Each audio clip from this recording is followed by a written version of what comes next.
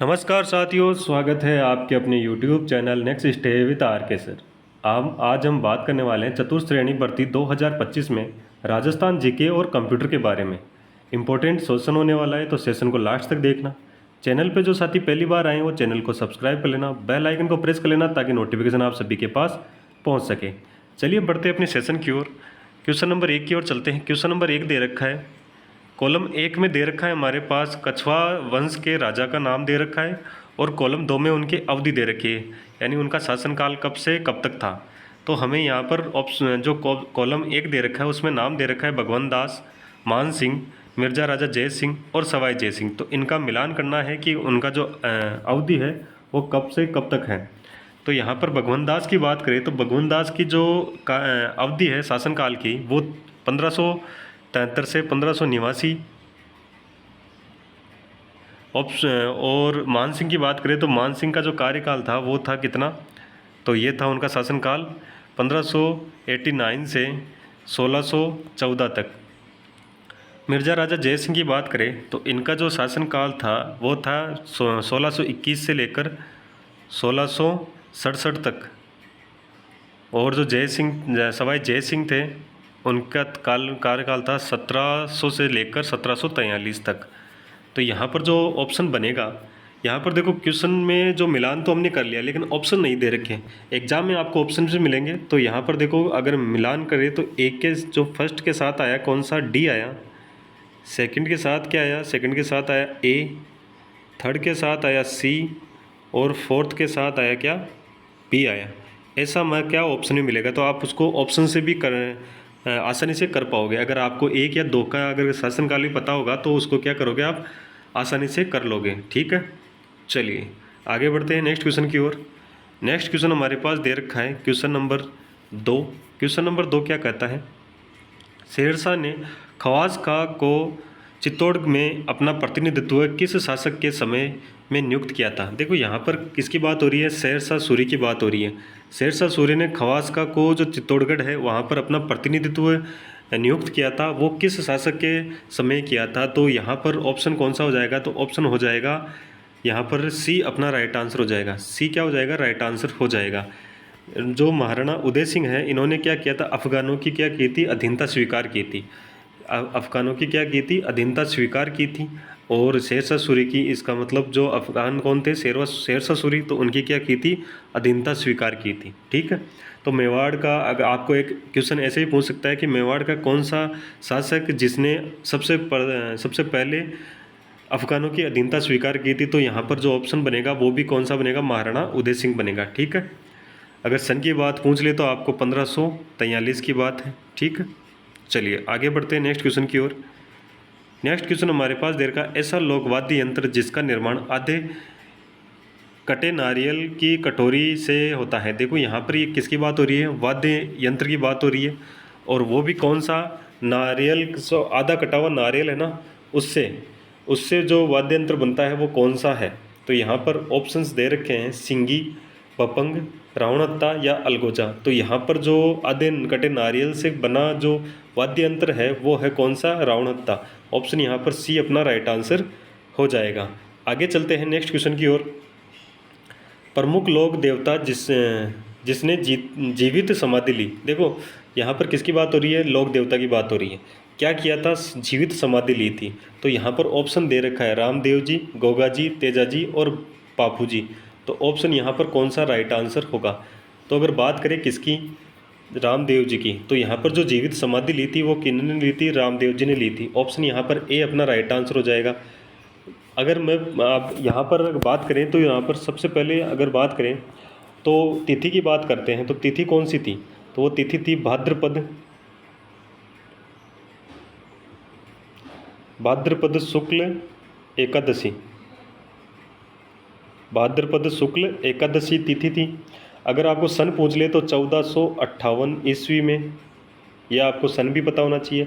स्थान पूछ ले तो स्थान कहाँ पर है, तो स्थान है रूणीचा। कहाँ है, जैसलमेर, रूणीचा जैसलमेर में। ठीक है, अगर मैं आपसे कहूँ कि रामदेव जी के जो मंदिर है, मंदिर को क्या कहते हैं, तो मंदिर को अगर पूछे तो मंदिर को कहते हैं देवरा। क्या कहते हैं? देवरा कहते हैं, ठीक है।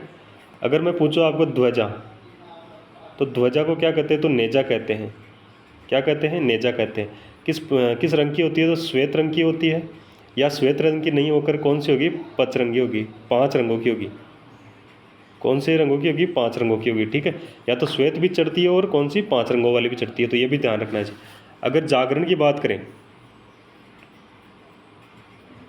किसकी बात करें? जागरण की। जागरण को क्या कहते हैं? जम्मा कहते हैं। क्या कहते हैं? जम्मा कहते हैं, ठीक है। यहाँ पर आपको पूछ सकता है कि खीरिया जो है रीखिया किसे कहते हैं? रीखिया। तो ये कहा जाता है जो मेघवाल जाति है ना, मेघवाल जाति के जो भक्त हैं उन्हें क्या कहते हैं? रीखिया कहते हैं, ठीक है। ये भी पता होना चाहिए मेघवाल जाति के भक्तों को।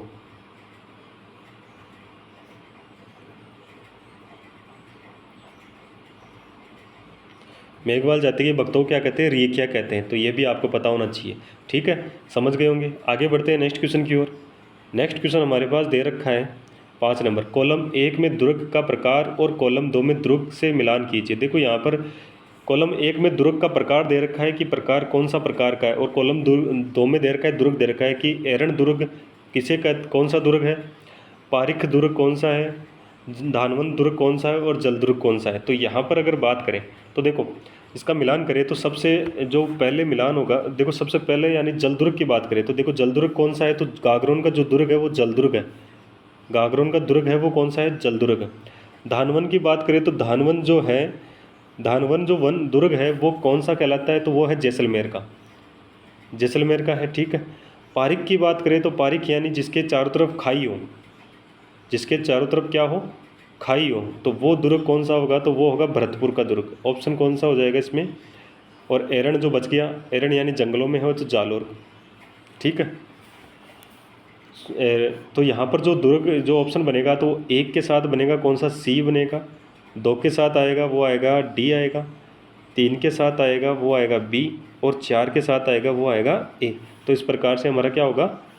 ऑप्शन बनेगा, ठीक है। यहाँ पर ऑप्शन नहीं दे रखे, जबकि एग्जाम में ऑप्शन मिलेंगे तो आप उसमें से भी निकाल सकते हो। जैसे मान लो कि हमने जलदुर्ग की बात करी, जलदुर्ग कौन सा है? गागरोन का दुर्ग, ये हमें पता है। तो यहाँ पर अगर ऑप्शंस में देखें तो मान लो 4 में 1 में तो दे रखा है ए, 4 में 1 में दे रखा है बी, 4 में 1 में दे रखा है सी, और 4 में 1 ऑप्शन में दे रखा है ए। तो यहाँ पर देखो एक के 2 ऑप्शन हो गए, एक तो दूसरा और तीसरा ऑप्शन तो कट जाएगा, पर 4 का एक तो चौथा ऑप्शन बचेगा और एक कौन सा बचेगा? पहला ऑप्शन बचेगा। इस प्रकार से ऑप्शन होंगे तो आप उसको भी क्या करोगे? काट लोगे। फिर आपको मान लो कि 3 वाला यानी जो धानवन वो दुर्ग है यानी जैसलमेर का पता है, तो मान लो कि वहाँ पर बी 3 में बी आ गया तो वो किसी एक में है, तो वो भी हमारा आंसर हो जाएगा, ठीक है ना। इस प्रकार से हम उसको भी क्या कर सकते हैं? आंसर हम निकाल सकते हैं। क्वेश्चन नंबर 6 दे रखा है विपरीत पिरामिड के आकार से बना धाबाई कुंड, जिसे जेल कुंड भी कहा जाता है, अवस्थित है। देखो यहाँ पर किसकी बात हो रही है? धाबाई कुंड की बात हो रही है, जिसे हम क्या कहते हैं? जेल कुंड भी कहते हैं। तो ये कहाँ पर है? पाली में है, बूंदी में है, उदयपुर में है, या करौली में है? तो कौन सा ऑप्शन राइट आंसर होगा?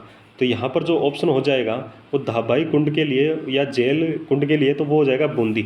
ऑप्शन बी अपना राइट आंसर हो जाएगा। कहाँ पर है ये बूंदी में है, ठीक है। कहाँ पर है? बूंदी में है, तो ऑप्शन यहाँ पर बी अपना राइट आंसर हो जाएगा। नेक्स्ट क्वेश्चन की ओर चलते हैं। नेक्स्ट क्वेश्चन हमारे पास दे रखा है किस किले की प्रशंसा में निम्न दोहा प्रसिद्ध है। देखो यहाँ पर एक दोहा लिखा हुआ है, कौन सा लिखा हुआ है? और वो बताना है कि ये दोहा किस किले के लिए प्रयुक्त हुआ है, किस किले के लिए ये दोहा कहा गया है, वो हमें यहाँ पर बताना है। दोहा क्या है?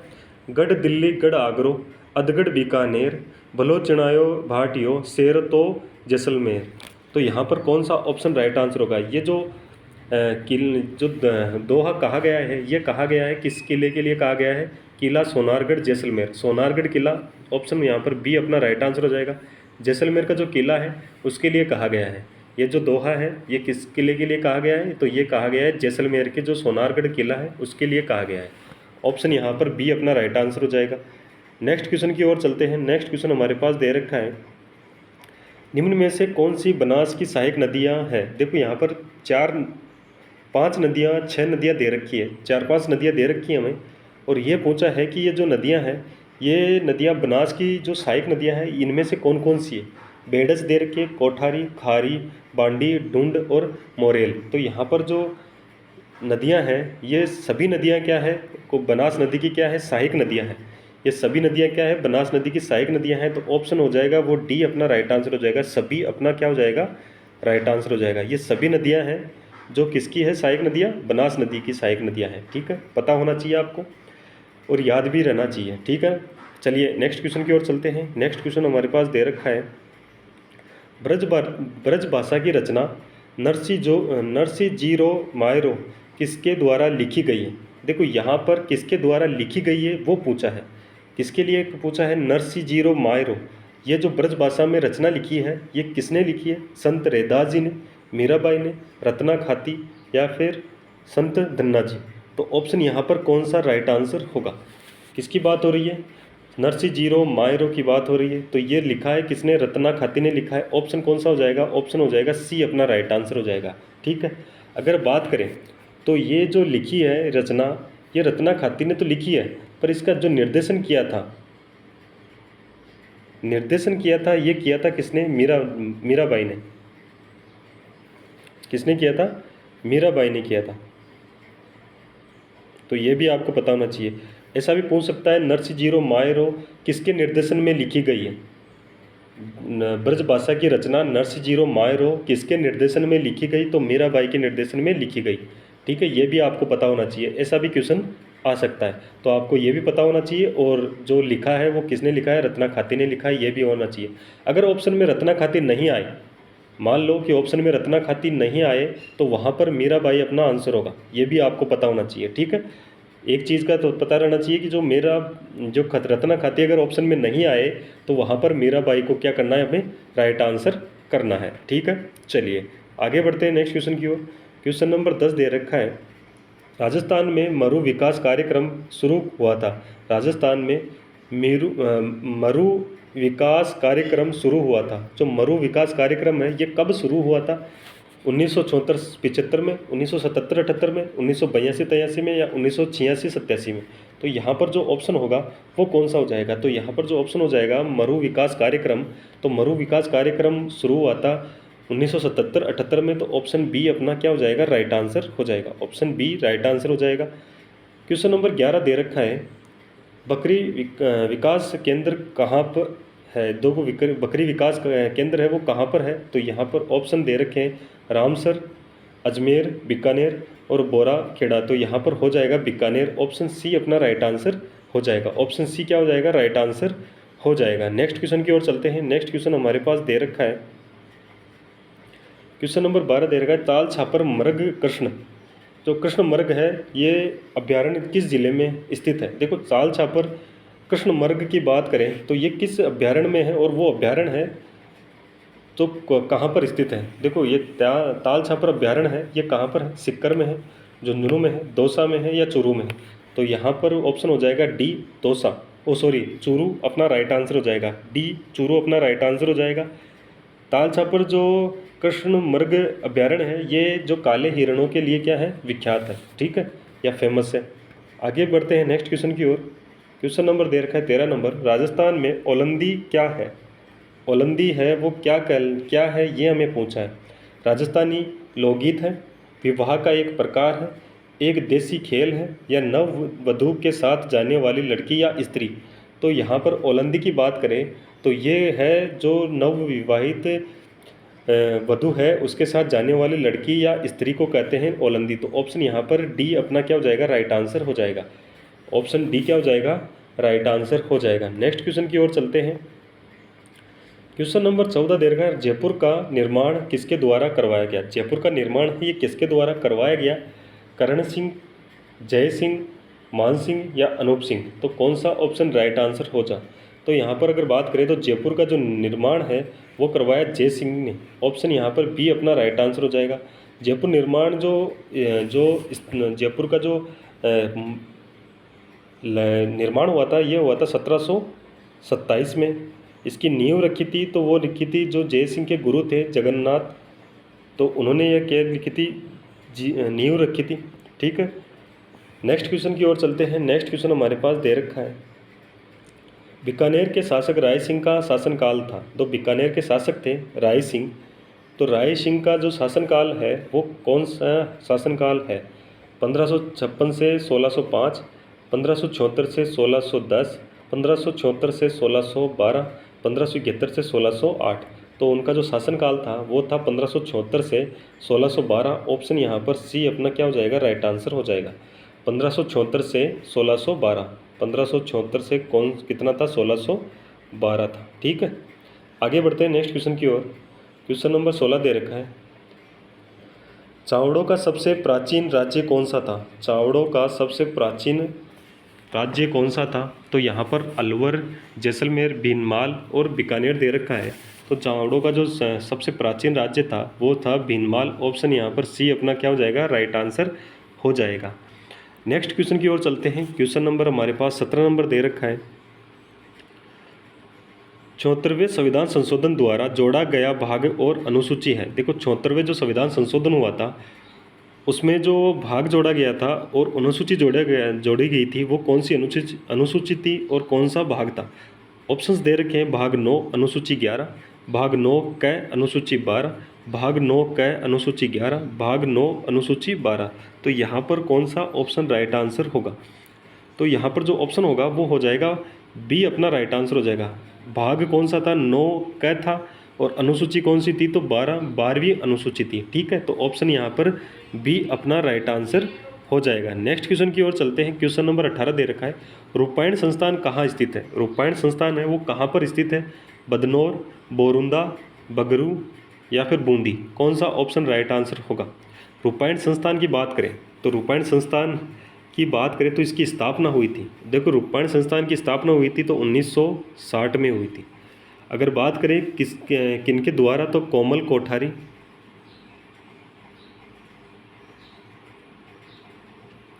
इनके साथ थे। वह कौन थे, विजयदान देथा।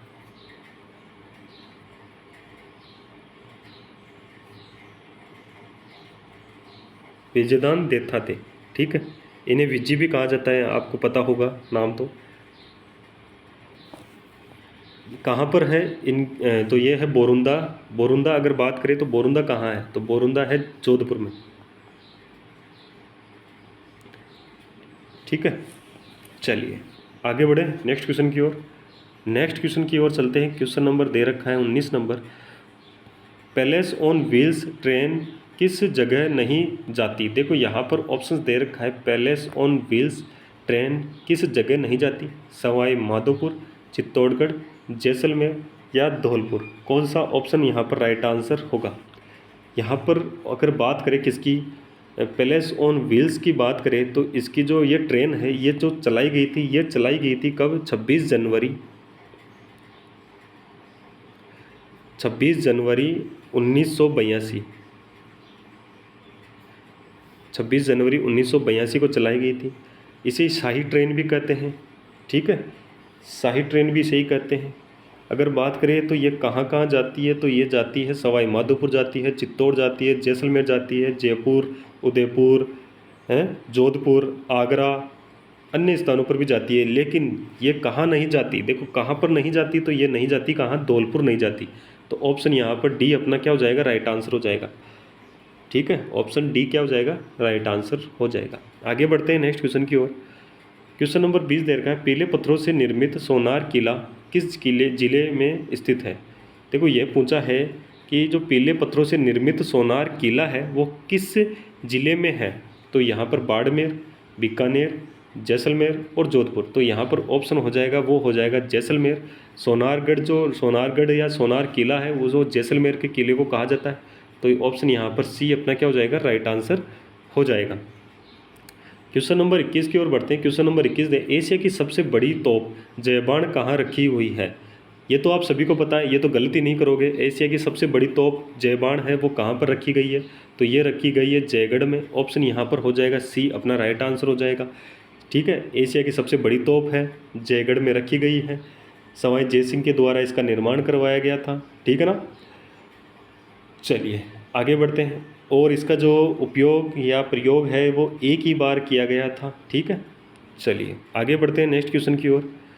नेक्स्ट क्वेश्चन दे रखा है, निम्नांकित में से कौन सा सही सुमेलित नहीं है। यहाँ पर एक साइड मंदिर दे रखा है और एक साइड दे रखा है जिला, यानी कि जो मंदिर है वो कौन से ज़िले में है और यहाँ पर ये पूछा है कि सो सुमेलित नहीं है, एक है जो सुमेलित नहीं है। तो यहाँ धनोप माता का जो मंदिर दे रखा है वो है कहाँ पर, भीलवाड़ा। तो बिल्कुल धनोप माता का मंदिर भीलवाड़ा में है, बिल्कुल सही है। चार चौमा है जो ये कहाँ पर है, चूरू में नहीं है। तो यहाँ पर जो गलत है वही पूछा है, तो ऑप्शन बी अपना राइट आंसर हो जाएगा। काला गोरा भैरव ये है सवाई माधोपुर, बिल्कुल सही।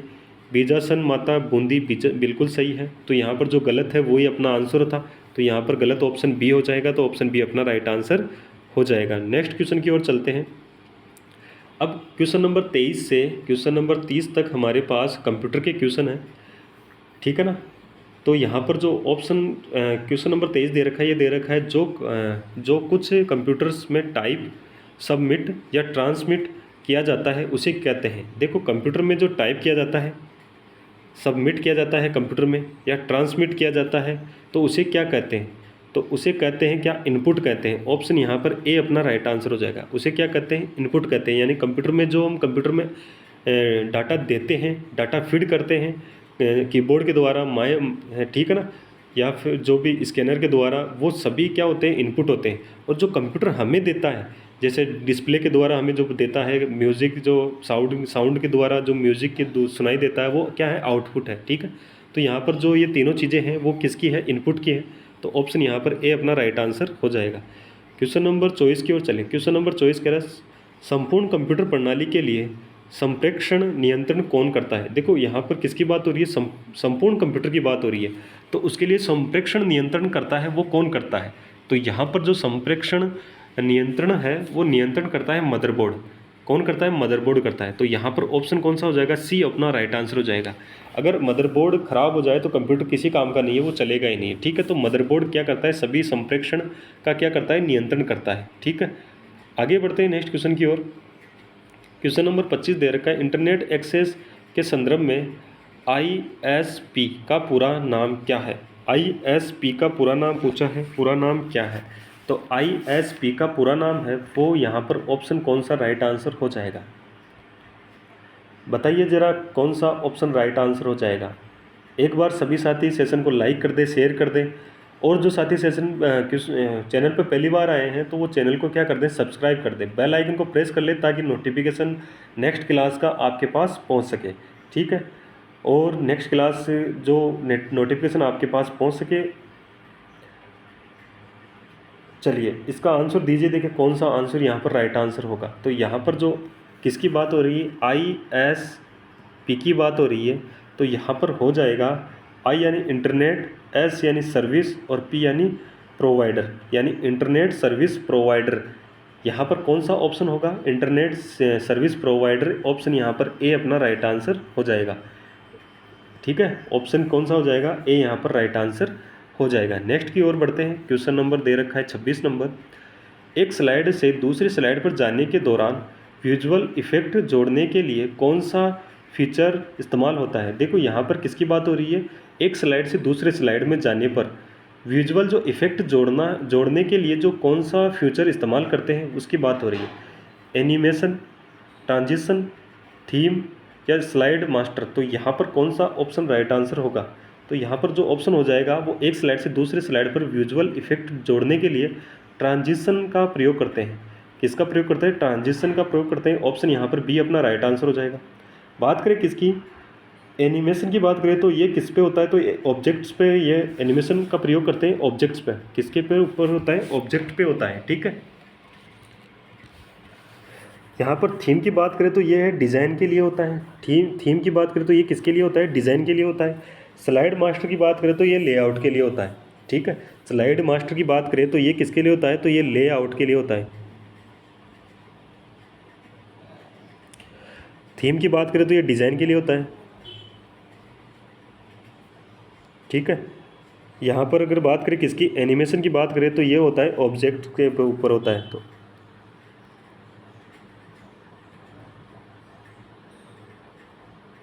किस पे होता है, ऑब्जेक्ट्स पे होता है, ठीक है ना। चलिए आगे बढ़े नेक्स्ट क्वेश्चन की ओर। नेक्स्ट क्वेश्चन की ओर चलते हैं। क्वेश्चन नंबर 27 दे रखा है कंपाइलर का क्या उद्देश्य होता है। कंपाइलर का क्या उद्देश्य होता है ये हमें यहाँ पर बताना है। किसकी बात हो रही है, कंपाइलर की। कंपाइलर का जो उद्देश्य होता है वो हाई लेवल लैंग्वेज को मशीनी कोड में परिवर्तित करना होता है, ठीक है।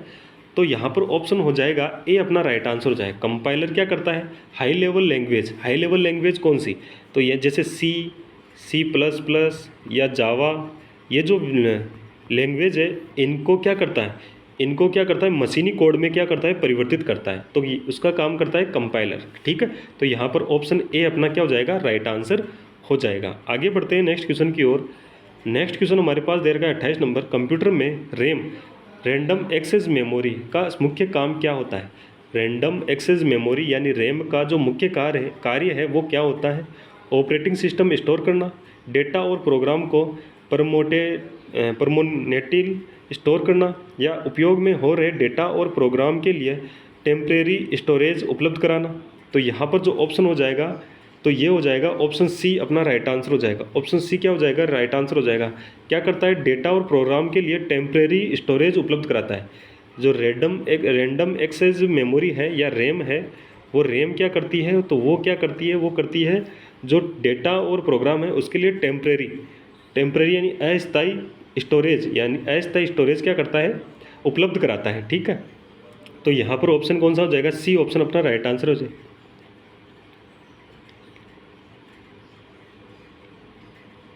यहाँ पर क्वेश्चन नंबर 29 दे रखा है, निम्न में से कौन सा दूसरी या सेकंड जनरेशन का कंप्यूटर है। तो यहाँ पर किसकी बात हो रही है, सेकंड जनरेशन कंप्यूटर की बात हो रही है। तो यहाँ पर जो ऑप्शन हो जाएगा वो हो जाएगा ए ऑप्शन अपना राइट आंसर हो जाएगा। ए ऑप्शन क्या हो जाएगा, राइट आंसर हो जाएगा। IBM 7030 क्या है, सेकंड जनरेशन का कंप्यूटर है। इसमें अगर प्रयोग की बात है, ट्रांजिस्टर का प्रयोग होता था। किसका प्रयोग होता था, ट्रांजिस्टर का प्रयोग होता था। सेकंड जनरेशन में किसका प्रयोग होता था, ट्रांजिस्टर का प्रयोग होता था। ठीक है ना, आगे बढ़े नेक्स्ट क्वेश्चन की ओर। नेक्स्ट क्वेश्चन 30 नंबर दे रखा है, कंप्यूटर साक्षरता दिवस मनाने का उद्देश्य है। कंप्यूटर साक्षरता दिवस मनाने का उद्देश्य क्या है। कंप्यूटर की खोज करना, कंप्यूटर को विकसित करना, कौशल और डिजिटल साक्षरता को बढ़ावा देना, या उपरोक्त सभी। तो यहाँ पर जो ऑप्शन होगा कंप्यूटर साक्षरता दिवस मनाने का है, वो उद्देश्य है कौशल और डिजिटल साक्षरता को बढ़ावा देना। ऑप्शन यहाँ पर सी अपना क्या हो जाएगा, राइट आंसर हो जाएगा। ठीक है, चलिए आज के लिए इतना ही। तो आज का जो सेशन है वो कैसा लगा, अगर अच्छा लगा तो सेशन को लाइक कर दो, शेयर कर दो अपने साथियों के साथ, सभी ग्रुपों में सेशन को शेयर करना है। जो भी साथी पहली बार आए हैं वो साथी क्या करेंगे, चैनल को सब्सक्राइब करेंगे, बेल आइकन को प्रेस करेंगे ताकि नोटिफिकेशन आप सभी के पास पहुंच सके। अगर आपको कोई डाउट है, कोई क्यूरी है, तो वो कमेंट के माध्यम से बता दीजिए ताकि उसका जो भी नेक्स्ट सेशन हो उसमें उसका सॉल्यूशन कर दिया जाए। ठीक है, चलिए एक बार सभी साथी सेशन को लाइक, शेयर और चैनल को सब्सक्राइब करके ही जाना है। धन्यवाद। जय हिंद, जय भारत।